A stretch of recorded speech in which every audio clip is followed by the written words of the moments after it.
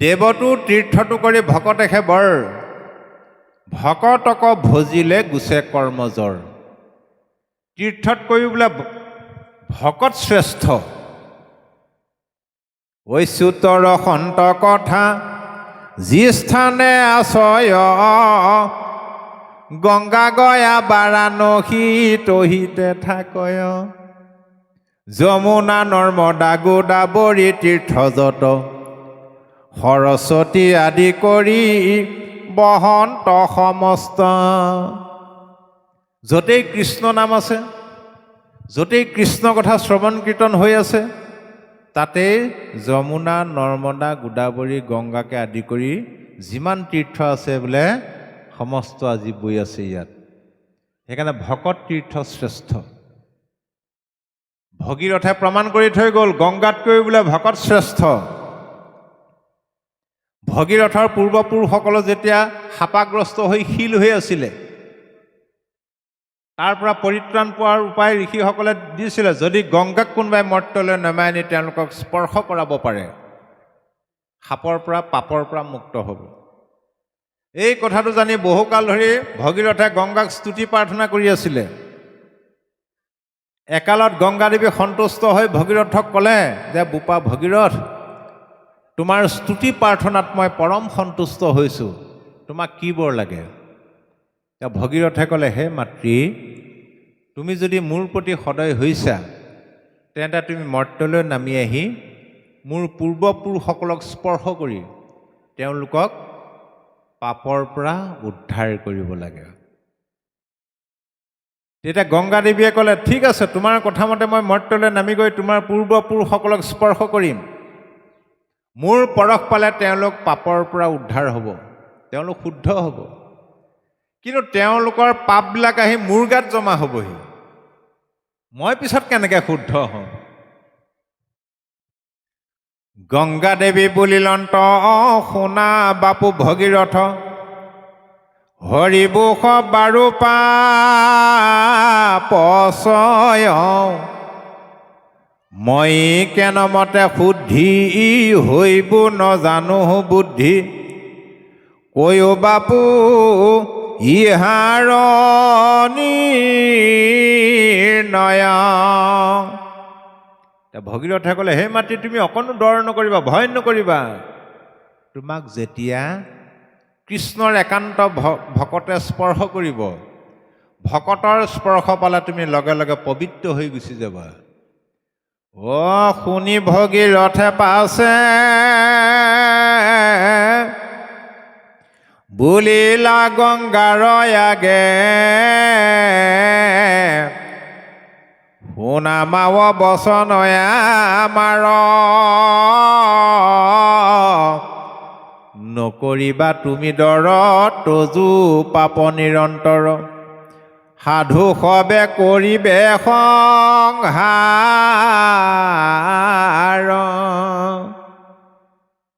গতিকে গংগা আদি কৰি যত তীৰ্থ নিৰন্তৰ, কেৱলে হৰন্ত মাত্ৰ পাপ শৰীৰৰ। গংগাকে আদি কৰি যিমানবিলাক তীৰ্থ আছে, সেইবিলাকে শৰীৰৰ পাপটোহে হৰণ কৰে, তাৰমানে শৰীৰৰ মলিটোহে দূৰ হয়। গংগাত যদি গা ধুৱে, শৰীৰৰ মলিটোহে যাব। কিন্তু সাধু সংগে বাহিৰে ভিতৰে শুদ্ধি কৰে, হেন সাধু সংগ এৰি বেক কোনো নৰে। সাধুৰ সংগলৈ আহিলে অন্তৰখনো শুদ্ধ হয়, বাহিৰটোও শুদ্ধ হয়। আজি ভকতৰ সংগলৈ আহিম বুলি ৰাতিপুৱা সোনকালে উঠা নাই জানো? আগতে 8টালৈকে নাক বুজাই শুই আছে, আজি কিন্তু 5টাতে উঠিলে। আইসকলে বাঢ়ি বন কৰি মেলি গা পা ধুই আজি একেবাৰে প্ৰত্যেকে মূৰত চেম্পু কৰিহে আহিছে, হয়নে বাৰু? বাহিৰটো শুদ্ধ হ'লো নাই বাৰু? লগে লগে যে মনটোৱে ভাবি দিলে ভকতৰ সংগলৈ যাম, তেতিয়া আজি জুতি লগাই কিবা খাবলগীয়া হৈছে জানো ঘৰত? আগতে নাযায়েই কণ। আজি আনন্দ লগাৰ লগে লগে অন্তৰখন শুদ্ধ হৈ গুচি গ'ল। ভকতৰ সংগলৈ বুলি ঘৰৰ পৰা আপুনি যিমান খোজ সাধুৰ সংগলৈ আগবঢ়াব, ভকতৰ সংগলৈ আগবঢ়াব, বিষ্ণু পুৰাণত কৈছে প্ৰত্যেকটো খোজতে একোটা একোটা অশ্বমেধ যজ্ঞৰ ফল পায়। যিসকলে ধন খৰচ কৰি গাড়ী লৈ আহিছে, সেইফালৰ ফলটো অলপ বেছি হ'ব বাৰু দেই, তেওঁলোকে বেছি ফল পাব। গতিকে সাধুৰ সংগৰ ইমান মহিমা। তাৰপিছত কৈছে এইবিলাক এৰি ব্ৰত মানে সেইবিলাক একাদশী ব্ৰত, কিবা ব্ৰত, সোমবৰীয়া ব্ৰত প্ৰয়োজন নাই। ঈশ্বৰৰ কাৰণে ব্ৰতৰ কোনো প্ৰয়োজন নাই। ব্ৰত মাত্ৰ এটাই, মোৰ জীৱনৰ ব্ৰত, যিমান বিপদত পৰিলেও মই কৃষ্ণৰ দুখানি চৰণ নেৰো, এইটোহে আচল ব্ৰত। সুদৃঢ় বিশ্বাসে শৰণ লোৱা, আৰু এইটোৱে হ'ল শাস্ত্ৰৰ পৰমাৰ্থ তত্ত্ব। এই শৰণটো ক'ৰ পৰা আহিলে? গীতা শাস্ত্ৰৰ পৰমাৰ্থ তত্ত্ব হ'ল শৰণ। আমি এই শৰণ কিয় ল'ব লাগে? আপুনি চাব, আপোনাৰ দুটা ল'ৰা আছে, এটা ল'ৰাক স্কুলত নাম ভৰ্তি কৰিলে, এডমিশ্যন দি দিলে পঢ়িবৰ কাৰণে, এটাক আকৌ তই ঘৰতে কাম বন কৰিবি। আগৰ দিনত তেনেকুৱাই আছিলে, ঘৰত কাম কৰিবলৈ এটা ৰাখে নহয়, স্কুললৈ নপঠিয়াই। যিটোক আপুনি স্কুলত নাম ভৰ্তি কৰি দিলে সেইটো বছৰে বছৰে ফেইল কৰে, পঢ়িবই নোৱাৰে। যিটোক আকৌ ঘৰত আপুনি ৰাখি দিলে কাম কৰিবলৈ, সি সেই ককায়েকৰ কিতাপবিলাক পঢ়া শুনি শুনি শুনি শুনি গোটেই কিতাপ মুখস্থ হৈ গ'ল। ককায়েকে পৰীক্ষা দি যিখন প্ৰশ্ন কাকত আনে, ঘৰত থকাটোহে টপ টপকৈ উত্তৰ কৰি দিব পাৰে। কিন্তু যিটোক আপুনি স্কুলত এডমিশ্যন নিদিলে, যিমান পঢ়াত চোকা হ'লেও সি কিন্তু ফেইল কৰা চাৰ্টিফিকেটখনো নাপায়। পাবনে বাৰু? কিন্তু এডমিশ্যন দিয়াটোৱে ফেইল কৰা চাৰ্টিফিকেটখন হ'লেও পাব। এই শৰণটো হ'ল আধ্যাত্মিক জ্ঞান লাভৰ কাৰণে আধ্যাত্মিক জগতত, আধ্যাত্মিক স্কুলত লোৱা এডমিশ্যন। যেনেদৰে এতিয়া খেতি কৰিব নহয়, খেতি দিন আহি আছে, কঠীয়াটো নহ'লে খেতি কৰিব পাৰিব জানো? যিকোনো খেতি কৰিবলৈ হ'লে তাৰ বীজটো লাগিবই। এই ভক্তি হ'ল এটা খেতি। ভক্তিৰূপী খেতি কৰিবলৈ হ'লেও তাত এটা বীজ আছে, সেই বীজটো লাগিব। কিন্তু ভক্তিৰ বীজটো কি? ভকতিৰ বীজ শৰণেহে নিজ, প্ৰেমানন্দতাৰ ফল, শৰণ বিনাই ভকতি কৰই, এৱা ঘেওতে যেন জল। ভক্তিৰ বীজটো হ'ল শৰণ, আৰু এইটোৱে হ'ল গীতা ভাগৱতৰ মূল মন্ত্ৰ। গীতাৰ সৃষ্টি কেনেদৰে হ'ল? তাৰমানে কৃষ্ণত শৰণ লৈ তেওঁক ভক্তি কৰাৰ মূল লক্ষ্য উদ্দেশ্য হ'ল আমাৰ শত্ৰুবিলাকক দমন কৰিব লাগে। এতিয়া আমাৰ শত্ৰু কোনবিলাক? অৰ্জুনৰ কথা মতে ভগৱন্ত কৃষ্ণদেৱে যেতিয়া কুৰু পাণ্ডৱৰ উভয় পক্ষৰ মাজত ৰথ ৰখাই দিলে,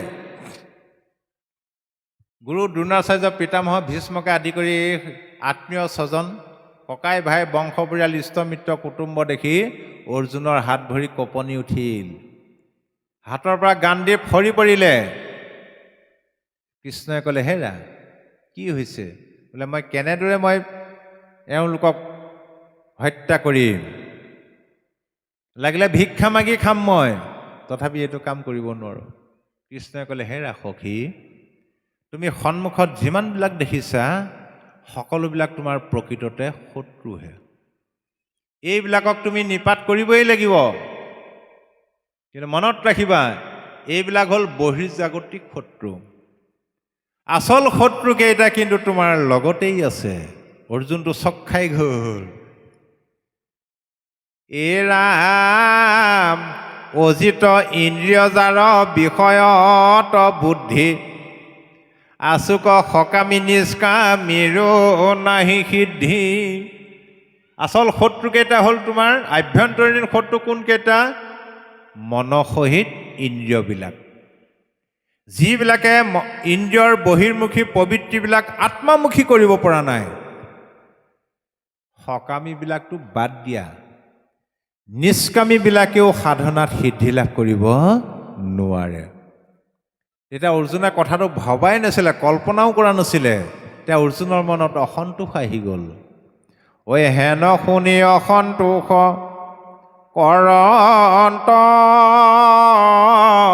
অৰ্জুন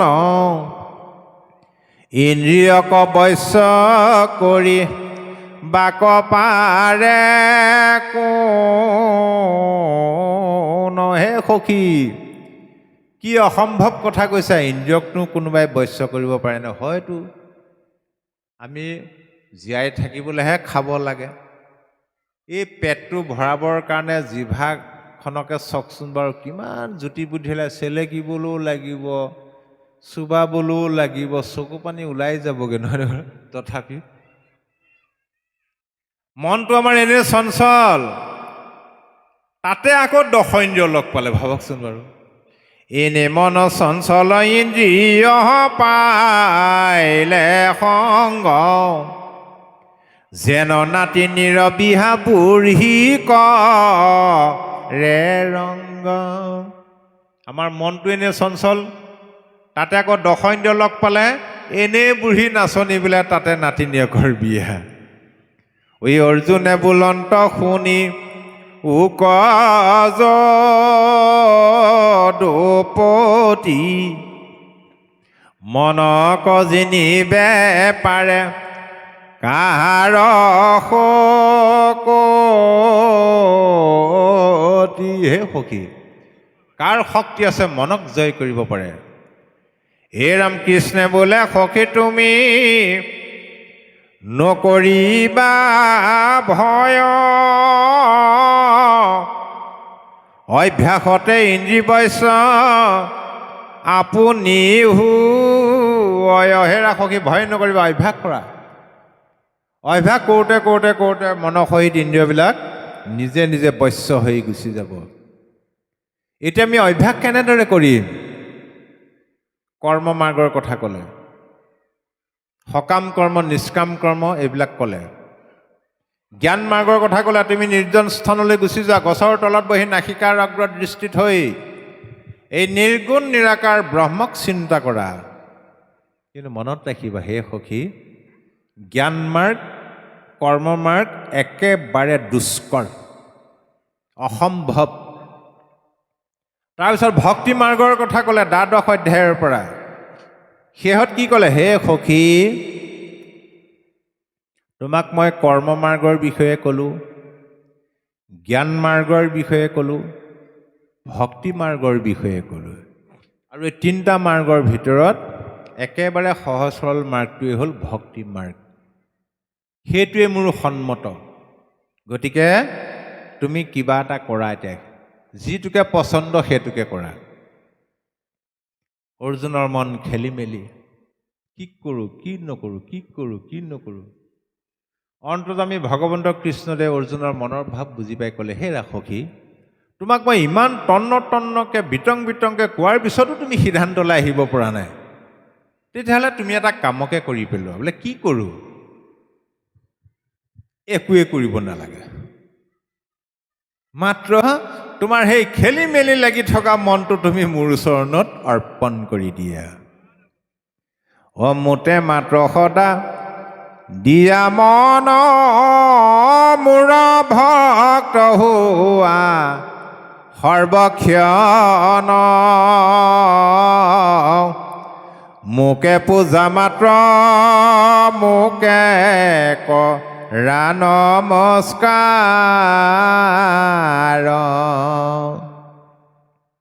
কহিলো তোমাত সত্যবাণী পাইবা সুখে মোক মহামানী, তুমি প্ৰিয়তম সুহৃদ সখী আমাৰ। তোমাৰ মনটো মোক দিয়া, তুমি মোৰ নাম লোৱা, মোক পূজা কৰা, তুমি মোক পাবাই। মনটো অৰ্পণ কৰিবলৈ ক'লে। এইটো অৰ্জুনে মানি ল'লে। কৃষ্ণ কিবা ক'ব নি?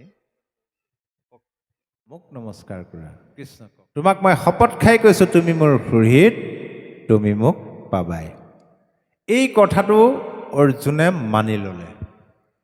মানি লোৱাৰ পিছতো তেওঁৰ মনৰ সংশয়, এতিয়া মনটো কেনেদৰে অৰ্পণ কৰিম? তেতিয়া ভগৱন্ত কৃষ্ণদেৱে অৰ্জুনক কৈছে, হেৰা সখী, ইমান সময়ে তুমি মোক যিমানবিলাক প্ৰশ্ন সুধিলা সকলো প্ৰশ্নৰ উত্তৰ মই দিলোঁ, কিন্তু ইমান সময়ত তোমাক কোৱা কথাবিলাকৰ এটাও মোৰ সিদ্ধান্ত নাছিল। মনত ৰাখিবা, এতিয়া তোমাক মই মোৰ প্ৰকৃত সিদ্ধান্তৰ বিষয়ে কওঁ শুনা। এই বুলি গীতাৰ যিটো চূড়ান্ত সিদ্ধান্ত, সৰ্বধৰ্মান পৰিত্যাজ্য মামেকং শৰণং ব্ৰজঃ অহং তাং সৰ্বপাপেভ্যো মোক্ষয়িষ্যামি মা শুচ। সৰ্বধৰ্ম এৰি এক শৰণ সাক্ষাৎ সুদৃঢ় বিশ্বাসে সখী লয়ো কয়া মাত। সুদৃঢ় বিশ্বাসে তুমি মোৰ চৰণত শৰণ লোৱা। ইমান সময়ে তোমাক মই যিমানবিলাক ধৰ্মৰ কৰ্মৰ কথা ক'লোঁ সকলো বাদ দিয়া। আকৌ অভয়দান দিছে। তোমাৰ মনত ভয় হ'ব পাৰে, সংশয় হ'ব পাৰে। তোমাৰ বংশত পূৰ্বপুৰুষৰ পৰা বিভিন্ন ধৰ্ম কৰ্ম চলি আহিছে, মাজত ধৰি এৰি দিলে তোমাৰ পাপ হ'ব, দুখ হ'ব। কৰ্মত্যাগ নিমিত্তে সি জয় পাপচয়, ইটো শংকা নকৰিবা সখী ধনঞ্জয়। কিয়নো যিহেতু মুহূৰ্ত তুমি লৈলা শৰণ, সৰ্বপাপ হন্তে মই কৰিবো ৰক্ষণ। যিহেতু তুমি মোৰ চৰণত শৰণ লৈছা, কি ভয় আছে? সমস্ত ভয়ৰ পৰা, সমস্ত পাপৰ পৰা মই তোমাক উদ্ধাৰ কৰিম। এইটো হ'ল অভয়দান। আৰু সেই গীতাৰ পৰা এক শৰণ আনিছে গুৰুজনাই, যিটো এতিয়া কপিল প্ৰভুৱে কৈছে, সমস্ত এৰি জ্ঞান কৰ্ম তীৰ্থব্ৰত সমস্ত এৰি সুদৃঢ় বিশ্বাসে তুমি মোৰ চৰণত শৰণ লোৱা। তাৰমানে এডমিশ্যন হৈ গ'ল আমাৰ আধ্যাত্মিক স্কুলত, শৰণ লৈ ল'লোঁ। বোলে স্কুলত এডমিশ্যন লৈ থ'লে ল'ৰা ছোৱালী পৰীক্ষাত পাছ কৰিব পাৰিব নোৱাৰে, নহ'ব বোলে, হোমৱৰ্ক কৰিব লাগিব, পঢ়িব লাগিব। সেইকাৰণে কপিল প্ৰভুৱে কৈছে, মূৰ গুণ গণক শ্ৰৱণে তেতিক্ষণ নিষ্কামে মুহূৰ্ত যায় নিমজয় মন। সুদৃঢ় বিশ্বাসে মোৰ চৰণত শৰণ লৈ ভকতৰ সংগত যেতিয়া কৃষ্ণ কথা শ্ৰৱণ কৰিম, যেতিয়া মোৰ কথা শুনিব, শুনোতে শুনোতে শুনোতে শুনোতে সকামৰ পৰা মনটো নিষ্কামী হৈ গুচি যাব। আমাৰ মানুহৰ মনটো সকামী, কিবা এটা লাগে আৰু, কাৰণ অভাৱবিলাক সীমাহীন নহয় জানো? কিমান বিচাৰিব ঈশ্বৰক? সদায় যদি ল'ৰা ছোৱালীয়ে মাক বাপেকক পইচা বিচাৰিয়ে থাকে, খং উঠিব নাই বাৰু? আমাৰ জগতৰ ঈশ্বৰ হ'লে আমাৰ পিতৃ, তেওঁক যদি সদায় বিচাৰি, প্ৰভু আমুকটো দিয়া, তামুকটো দিয়া, তামুকটো দিয়া, তামুকটো দিয়া, কেনেকুৱা হ'ব কথাটো বাৰু? নুখুজিলেও দিব। গতিকে মনটো নিষ্কামী হ'ব লাগিব। তাৰপিছত এইটোৱে হ'ল নিৰ্গুণ ভক্তি। মহাপুৰুষ শ্ৰী শ্ৰী মাধৱদেৱে নামঘোষাত স্পষ্টভাৱে কৈ দিলে, নিৰ্গুণ ভক্তি কাক বোলে? তজুগুণ নাম হৰি কেৱলে নিৰ্গুণ মাত্ৰ আৱৰ সমস্তে গুণময় এতেক জানিয়া হৰি তোমাৰ নামক মাত্ৰ কৰিলো সাৰ কৃপাময়। হে প্ৰভু, তোমাৰ গুণনামে হ'ল নিৰ্গুণ। তোমাৰ গুণনামৰ বাহিৰে যিমানবিলাক ধৰ্ম কৰ্ম আছে সকলো গুণময়। এই কথাটো জানি তোমাৰ নামকে মই আশ্ৰয় হিচাপে ল'লোঁ। আজি যে আমি অকণমান সময় ঈশ্বৰৰ নাম লৈছোঁ, ঈশ্বৰক একো বিচাৰিব নালাগে, আমি ফলবিলাক এনেই পাই যাম। নামঘোষাত স্পষ্টভাৱে কৈ দিলে, যিটো জানে কৃষ্ণ কথা বিচাৰে সময় মনে ধৈৰ্য ধৰি ক্ষণে কথা কয়, যত তীৰ্থ স্নান দান দেৱ পিতৃ যজ্ঞ যাগ, যোগাদিৰো ফলক পাবয়। যি লোকে কৃষ্ণ কথা শুনিবলৈ মাজে মাজে বিচাৰে, অকণমান সুবিধাটো পালে ধৈৰ্য ধৰি শুনি থাকে। আজি আপোনালোকে ধৈৰ্য ধৰি শুনি থকা নাই জানো? কেইটা বজাত আহিলে? ব্যাখ্যাকাৰ আহি পোৱাহি নাই, বহুতৰ খঙো উঠিছে। ইমান দিনতে ক'লো, কেলে ইমান দেৰি কৰিছে? এতিয়া আমিহে জানিছোঁ কেলে দেৰি হৈছে। বুজি পাইছেনে? আজি দুদিনমান মানে বিচনা দেখিবলৈ পোৱা নাই। আজিয়ে আহি পেলাই কোঁৱৰ বাপৰ বিচনাখনতে অকণমান বাগৰ মাৰিলোঁ, তাকো ফোনৰ উপৰি ফোন টোপনি পূৰ নহ'লেই। দিনত হ'লে কঠত বহোঁ, ৰাতি হ'লে নাইট ছুপাৰৰ চিটত। ভাগৰ দূৰ নহয় বাৰু, যি কি নহওক। কাৰোবাৰ কঁকাল বিষাই গৈছেগৈ, কাৰোবাৰ আঁঠু কুটকুটাই গৈছেগৈ, কাৰোবাৰ টোপনিও ধৰে। ঈশ্বৰৰ কথা শুনিলে আকৌ টোপনিও ধৰে বহুতৰ। হ'লেও ধৈৰ্য ধৰি শুনি আছেনে আপোনালোকে? আজি আপোনালোকে কিহৰ ফল পাইছে শুনিব। যত তীৰ্থ স্নান, বহু অৰ্থ ব্যয় কৰি 12 বছৰ একেৰাহে তীৰ্থত স্নান কৰিলে যিটো ফল পায়, আজি আপোনালোকে ভকতৰ সংগত কৃষ্ণ কথা শুনি পাই গ'ল। বেলেগে তীৰ্থলৈ যোৱাৰ কোনো প্ৰয়োজন নাই। দানৰ ফল পালোঁ। দানৰ ভিতৰত আটাইতকৈ ডাঙৰ দান হ'ল তোলা দান। যিজনক দান কৰিব তেওঁৰ গাৰ সমান ওজনৰ সোণ দান দিয়া। তোলা দানটো তোলাচনীৰ পৰা আহিছে। তেওঁৰ গাৰ ওজন যদি 60 কেজি হয়, তেন্তে 60 কেজি সোণ দান দিবলগীয়া হৈছিলে। আগৰ ৰজা মহাৰজাবিলাকে দিছিলে। আজি আমি এৰতিও নিদিয়াকৈ 60 কেজি সোণ দান দিয়াৰ ফলটো এনেই পাই গ'লোঁ। ভাবক কিমান ভাগ্যৱান। সমস্ত দেৱ দেৱতাক পূজা সেৱা কৰিলে যিটো ফল পায়, আজি আমি কৃষ্ণ কথা শুনি পাই গ'লোঁ। বেলেগে দেৱ দেৱতাক পূজা কৰাৰ কোনো প্ৰয়োজন নাই। আৰু সেইকাৰণে গুৰুজনে ক'লে, কৃষ্ণক পুজিলে পূজা সমস্তৰে হয়, পৃথকে পুজিলে পূজা কেহু নপাৱয়। তাৰ ফলটো পাই গ'লোঁ।